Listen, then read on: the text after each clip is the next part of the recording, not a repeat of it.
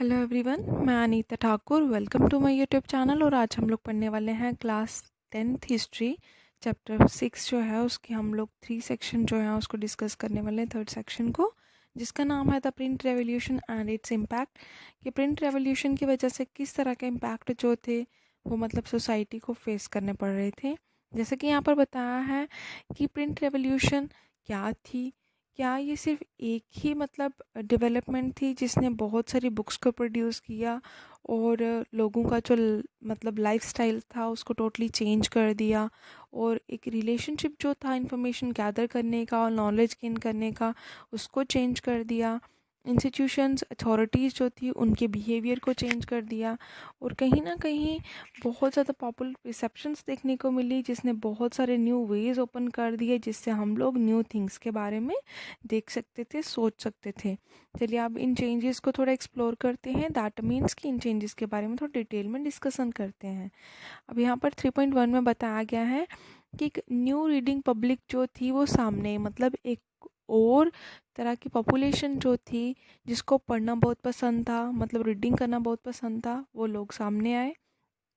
जैसे यहाँ पर बताया गया प्रिंटिंग प्रेस के साथ साथ क्या हुआ, न्यू रीडिंग पब्लिक जो थी वो एमर्ज हुई, मतलब उभर के सामने आई। ठीक है, प्रिंटिंग ने क्या कर दिया, प्रिंटिंग जैसे जैसे इंक्रीज हो रही थी बुक्स की कॉस्ट जो थी वो रिड्यूस हो रही थी। दैट मीन्स बुक्स के प्राइसेस जो थे वो कम होते जा रहे थे। उस समय लेबर जो थी वो बहुत ज़रूरी थी एक बुक को कम से कम बनाने के लिए। ठीक है, और साथ में मल्टीपल कॉपीज जब बनाई जाती तो उसमें वो तो इजी हो गया क्योंकि अब मशीनरी यूज़ हो रही थी। बुक्स का मार्केट में एकदम फ्लड सा आ गया, मतलब पूरी तरह भर गई थी वो। ठीक है, उसके बाद यहाँ पर बताया गया कि अब कोई भी कुछ भी रीड कर सकता था, कोई भी मटेरियल लेके वो रीड आउट करके मटेरियल मतलब अपनी नॉलेज को एक्सप्लोर कर सकता था। अब ये जो एक्सेस टू बुक्स था, मतलब कि बहुत ज़्यादा बुक्स जो थी वो आ चुकी थी।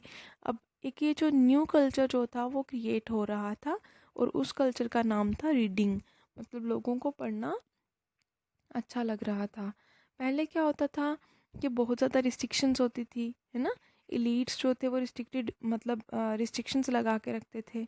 अब सिंपल सी बात थी, जो लोग रह रहे थे, कॉमन पीपल जो थे, जो साधारण लोग रहते थे वर्ल्ड में, उनको ओरल कल्चर के बारे में ही मतलब पता होता था, उनको रिटर्न किसी भी चीज़ के बारे में पता नहीं होता था। उनको जो भी सीक्रेट टेक्स्ट होते थे, चाहे वो गीता, कुरान, बाइबल जो है, इस तरह के जो टेक्स्ट होते थे उनको सिर्फ ऐसे रीड आउट कराए जाते। दैट मीन्स रीड आउट कराए नहीं जाते, उनको सिर्फ सुनाया जाता, बैलेड्स रिसाइटेड होती। बैलेड्स क्या होते हैं, जहाँ पर इकट्ठे बैठ के उनको कोई स्टोरी सुनाई जाए, जस्ट लाइक फॉल्क टेल्स वगैरह वगैरह, है ना। तो उनको वो सुनाई जाती है, मतलब नरेट करी जाती। उसके बाद नॉलेज जो था वो मतलब ओरली ट्रांसफॉर्म होता था, वहाँ पर कोई भी रिटर्न मतलब कोई भी लोग जो थे वो पढ़ नहीं पाते थे, इसलिए सिंपल एक ही पर्सन जो था वो रीड करके उनको समझा देता कि ऐसे ऐसे हमारी प्रैक्टिसेस हैं, उनको इस तरह से परफॉर्म करना है। तो लोग क्या करते, इकट्ठा बैठ के स्टोरी सुनते और सेम परफॉर्मेंस वो मतलब जो परफॉर्मेंस वहाँ पे बताई जाती, जैसे उसको प्रैक्टिस करना है वैसे उसको प्रैक्टिस करते। ठीक है, उसके बाद यहाँ पर बताया गया है कि जैसे ही प्रिंट कल्चर स्टार्ट हुआ उससे पहले क्या होता था, बुक्स तो होती नहीं थी, बुक्स बहुत महंगी होती थी उस टाइम पर, एक्सपेंसिव होती थी। लेकिन अब मतलब इनसफिशेंट नंबरिंग भी नहीं थी, ऐसी बात नहीं है कि बुक्स बिल्कुल ही नहीं थी, इनसफिशेंट नंबरिंग भी नहीं थी। अब यहाँ पर बताया गया कि बुक्स जो थी अब हर एक सेक्शन के लोग जो थे वो डिस्कस मतलब पढ़ सकते थे, डिस्कस कर सकते थे, उनमें जो भी पॉइंट ऑफ व्यूज़ लिखे गए होते। और अगर ऐसा पहले होता तो लोग कभी भी किसी की कही सुनी पर विश्वास ही ना करते, और शायद जो पॉपुलेशन 18th या 19 मतलब 17th या 18th सेंचुरी में रीडिंग वाली पॉपुलेशन देखने को मिली, तो अगर ये लोग पहले ही इतने एडवांस्ड होते, इतना नॉलेज इनको पहले ही होता, तो आज हमारा वर्ल्ड जो है वो और ज़्यादा प्रोग्रेसिव हो गया होता और ज़्यादा डेवलप्ड हो गया होता। ठीक है, लेकिन अब यहाँ पे बताया गया जैसे जैसे ट्रांजिशन आ रहा था, मतलब एक चेंज आ रहा था, और ये चेंज इतना सिंपल भी नहीं था। ठीक है, अब यहाँ पे बताया गया बुक्स जो थी उनको पढ़ा जा रहा था, किसके द्वारा पढ़ा जा रहा था, जो पढ़ सकते थे। अब उस टाइम पे लिटरेसी रेट तो सिर्फ और सिर्फ यूरोपियन कंट्रीज़ में ही मतलब थोड़ा बहुत था, इतना ज़्यादा भी नहीं था। वो भी लो ही था 20th सेंचुरी तक, ठीक है। और उस टाइम पर बताया गया अब पब्लिशर्स जो थे वो किस तरह से कॉमन पीपल को प्रिंटेड बुक्स के बारे में नॉलेज प्रोवाइड करें, उनका इंटरेस्ट किस तरह से क्रिएट करें। तो सबसे पहले उनको क्या करना पड़ा, अब ये जो कॉमन पीपल थे उनको प्रिंटेड वर्क के बारे में उनके माइंड में कुछ ऐसा इंसर्ट करना था जिससे कि उनके माइंड में कि इंसर्ट मतलब इंटरेस्ट टाइप की कोई चीज़ जो है वो मतलब आ जाए, ठीक है। तो उन वो इतने जल्दी तो वो कुछ कर नहीं सकते थे ना, उनको पढ़ा नहीं सकते थे। तो उनने क्या करना शुरू किया, प्रिंटिंग ने बैलेड्स शुरू कर दी, फॉल्क टेल्स लिखना शुरू कर दिया और ऐसे बुक्स बनाना शुरू कर दिया जिनमें प्रॉपरली पिक्चर्स इलस्ट्रेट हों, मतलब कि जिनमें कार्टून्स पिक्चर्स जो हैं वो बनाई गई हों जिससे कि वो इजीली समझ आएँ स्टोरी टेलिंग कार्ड्स के थ्रू, या फिर ऐसे भी मतलब जिससे कि वो लिटिल बिट खुद की इमेजिनेशन फॉर्म कर सके। उसके बाद क्या होता, अब यही जो बुक्स में लिखा गया होता उनको क्या किया जाता, सिंग किया जाता या रिसाइट किया जाता जहाँ पर गैदरिंग्स होती, मतलब कि वो इकट्ठा बैठ के कोई भी स्टोरी टेल्स या कुछ भी मतलब फॉल्क टेल्स वगैरह जो होती थी उनको सुना जाता था, ठीक है। और उसके बाद क्या होता, टैवर्न्स क्या होते हैं, ये एक प्लेस होता है जहाँ पर लोग इकट्ठा होते हैं, ड्रिंक करते हैं, ठीक है, और खाना इकट्ठे खाते हैं, फ्रेंड्स की मीटिंग होती है और न्यूज़ एक्सचेंज होती है, मतलब पब्स भी आप बोल सकते हो या फिर क्लब्स भी बोल सकते हो जो टाउन्स में होते हैं। ओरल कल्चर जो था अब प्रिंट कल्चर में एंटर हो रहा था, प्रिंटेड मटेरियल जो था वो कहीं ना कहीं वही ओरली मटेरियल जिसको पहले बोल के बताया जाता था उनको ऐसे ही, तो कहीं ना कहीं अब वो प्रिंटेड मतलब टेक्स्ट में आ चुका था, ठीक है। अब एक ऐसी सेपरेटेड लाइन फॉर्म हो चुकी थी जो ओरल मतलब पॉपुलेशन को रीडिंग कल्चर की तरफ मतलब क्या कर रही थी, धकेल रही थी, ठीक है।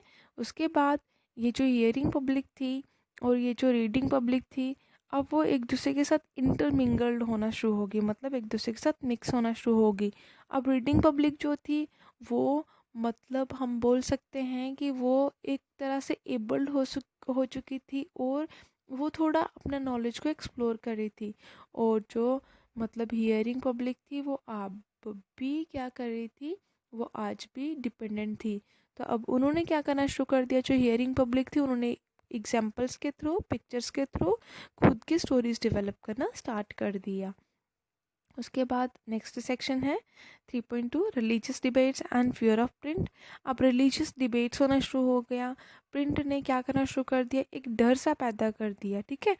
प्रिंट ने क्या किया, एक बहुत ज़्यादा सर्कुलेशन होना शुरू हो गया, किस चीज़ की सर्कुलेशन होना शुरू हो गया, आइडियाज़ जो थे वो one nation to another nation मतलब मूव होना शुरू हो गए, जिसकी वजह से एक न्यू वर्ल्ड फॉर्म हुआ जिसमें डिबेट और डिस्कशंस जो थे वो होना शुरू हो गए।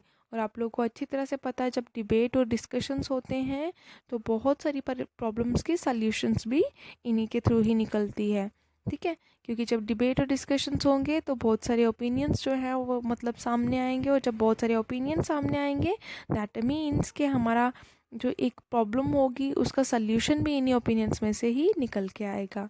अब जो लोग डिसएग्री कर रहे थे कि हाँ कुछ अथॉरिटीज़ चाहती थी कि मतलब प्रिंट कल्चर जो है वो इस्टेब्लिश ना हो, अब क्या होगा, इससे आइडियाज़ जो है वो सर्कुलेट होंगे तो कहीं ना कहीं मतलब बहुत ज़्यादा कन्फ्लिक्ट्स भी देखने को मिल सकते हैं।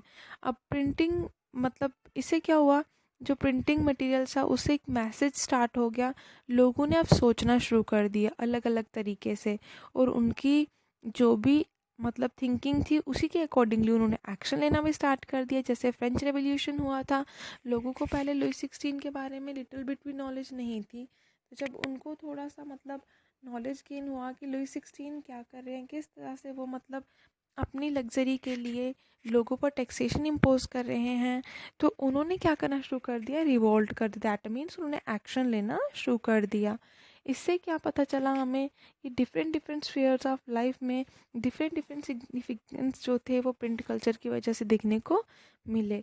उसके बाद से हर एक पर्सन ही वेलकम नहीं कर रहा था प्रिंटेड बुक्स का, और जो लोग मतलब हम बोल सकते हैं कि हर कोई प्रिंटेड बुक्स का वेलकम नहीं कर रहा था, क्योंकि उनको ये था कि अगर प्रिंटेड बुक्स जो हैं उनको इतनी ज़्यादा इम्पोर्टेंस मिल गई, तो हमारा काम धंधा जो है वो बिल्कुल क्या हो जाएगा, बंद हो जाएगा।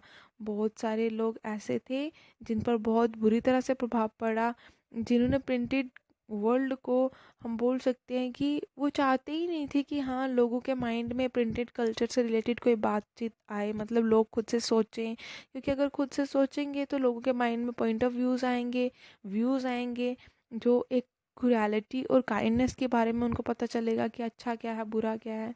तो यही डर जो था वो प्रिंटेड कल्चर के लिए एक बहुत बड़ा ऑब्स्टैकल बन रहा था। ठीक है, अब बहुत जगह पर रिबेलियंस हुए, बहुत ज़्यादा जगह पर विद्रोह हुए, रिलीजियस थॉट्स जो थे वो स्प्रेड होना शुरू हो गए कि कौन हमारे रिलीजन के ख़िलाफ़ है, कौन हमारे रिलीजन के मतलब साथ चल रहा है। अगर ऐसा, मतलब हम लोग ये बोल सकते हैं कि अगर प्रिंट कल्चर ना आता तो हमारे पास जो वैल्यूएबल लिटरेचर था वो भी कहीं डिस्ट्रॉय ही हो जाता, मतलब हमारी नेक्स्ट जनरेशन्स या हम तक भी एक्चुअल नॉलेज जो था हमारे रिलीजन से रिलेटेड वो भी हम तक नहीं पहुंच पाता।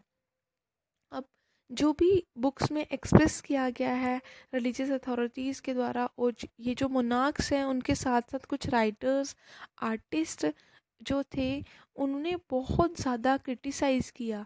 किस चीज़ को क्रिटिसाइज़ किया? न्यू प्रिंटेड लिटरेचर को, जो कि सर्कुलेट हो रहा था, डिफरेंट आइडियाज़ सामने लेकर आ रहा था, क्योंकि इससे लोगों में रिबेलियन की भावना जो थी वो बहुत ज़्यादा इंक्रीज़ हो गई। हर एक किंगडम जो था अब क्या हो रहा था, मतलब कोलैप्स हो रहा था। अब चलिए पढ़ते हैं कुछ ऐसे इम्प्लीकेशंस के बारे में जो बहुत ज़्यादा, जो हर एक स्फीयर ऑफ लाइफ जो है उसको मतलब अफेक्ट कर रहा था। और अर्ली मॉडर्न यूरोप ने, मतलब स्पेशली रिलीजन की बात करेंगे कि रिलीजन पर किस तरह का प्रभाव पड़ा प्रिंट कल्चर की वजह से। 1517 में देखा गया, रिलीजियस रिफॉर्मर थे जिनका नाम था मार्टिन लूथर। ठीक है, जो जिन्होंने 95 थीसिस लिखे थे क्रिटिसिज्म के, जिसमें उन्होंने किसके बारे में बात करी थी, प्रैक्टिसेस और रिचुअल्स लिखी थी उन्होंने रोमन कैथोलिक चर्च के बारे में। ठीक है, उसके बाद यहाँ पर बताया गया एक प्रिंटेड कॉपी थी जिसमें उन्होंने पोस्ट किया चर्च के डोर पे, वो कहाँ पर, विटनबर्ग में। ठीक है, उन्होंने चैलेंज किया कि चर्च जो है वो, church to debate his ideas, मतलब इन आइडियाज़ के ऊपर जो लेटर उन्होंने वहाँ पे ड्रॉप किया या कुछ भी किया, फेंक के आगे वो, तो उसमें लिखा था कि जो भी मेरे आइडियाज़ हैं उनको क्या किया जाए, एटलीस्ट डिबेट की जाए, डिस्कशन होना चाहिए। जो लूथर्स की राइटिंग थी वो एक न्यू, मतलब वे जो था वो क्रिएट करना चाहती थी, जिससे कि लोग जो है वो क्या करना चाहें, रीडिंग करना चाहें, अपने रिलीजन को और ज़्यादा मतलब एक्सपैंड करें, या फिर हम लोग बोल सकते हैं उनको ना एक्चुअल नॉलेज प्रोवाइड करना चाहते थे वो। जिसकी वजह से क्या हुआ, जो चर्च था वो डिवाइड हो गया, किसके बीच में, मतलब church beginning in the Protestant reformation. अब क्या हो गया, चर्च जो था वो टू पार्ट्स में डिवाइड हो गया, एक में प्रोटेस्टेंट्स बन गए, एक में कैथोलिक्स बन गए। ठीक है, अब लूथर्स की जो ट्रांसलेशन थी जिसका नाम था न्यू टेस्टामेंट्स जो थी वो सोल्ड हुई, 5000 कॉपीज़ जो थी कुछ ही वीक्स में, मतलब कुछ ही सप्ताह में वो 5000 कॉपीज़ जो थी वो सेल हो गई। सेकेंड एडिशन जो था वो 3 महीने के बाद आया। उसके बाद देखा गया एक और, मतलब बहुत ज़्यादा इसको इम्पोर्टेंस दी जा रही थी, मार्टिन के जो भी, मतलब लूथर्स के जो भी ये मतलब एडिशंस आ रहे थे, तो उसमें क्या लिखा था, printing is the ultimate gift of God and the greatest one. अब यहाँ पे बताया गया कि उन्होंने कहा था कि प्रिंटिंग जो है एक अल्टीमेट गिफ्ट है, जो किसने दिया है, भगवान ने दिया है, और कहीं ना कहीं ये बहुत ही एक ग्रेटेस्ट है, सबसे बढ़िया वाला जो मतलब एक गिफ्ट होता है ना, वो क्या है, प्रिंट कल्चर है। तो बहुत सारे स्कॉलर्स जो थे उन्होंने ये सोचा कि हाँ ये जो प्रिंट है उसकी वजह से न्यू इंटेलेक्चुअल एटमॉस्फेयर जो है वो क्रिएट हो गया। दैट मीन्स लोग जो है अपने माइंड से काम ले रहे हैं, लोग सोच रहे हैं, अपना पॉइंट ऑफ व्यू शेयर कर रहे हैं, अपनी प्रॉब्लम्स, अपनी सल्यूशंस, हर एक तरह के पॉइंट ऑफ व्यूज़ जो हैं वो सामने आ रहे हैं, जिसकी वजह से क्या हो रहा है, न्यू आइडियाज़ जो हैं वो स्प्रेड हो रहे हैं। और कहीं ना कहीं जिस भी फील्ड में रिफॉर्म करने की ज़रूरत है तो वो प्रिंट कल्चर की वजह से रिफॉर्म्स हो रहे हैं। I think it's enough for today. Thanks for listening and stay blessed always.